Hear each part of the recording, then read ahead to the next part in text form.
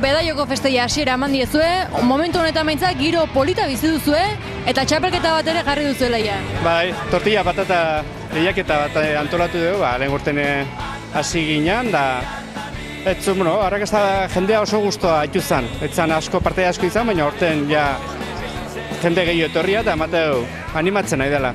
Osagai bereziri bota daiteke, ala arrautza eta patata besterik ez. Ez aldala arrautza eta patata, denen artean bertintasun bat mantentze aldea.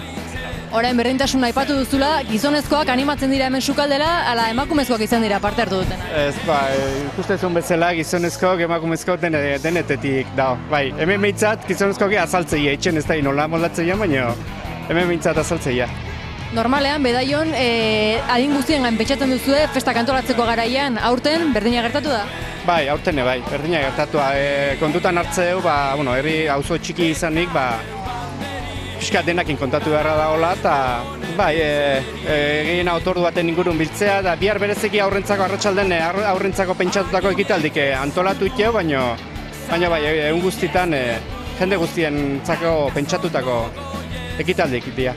Festek janedan ekartzen duten bezala, herrian ere jendea erakarriko dute ez, horrelakoetan auzoko biztanleria egingo da. Bai, ikaragarri.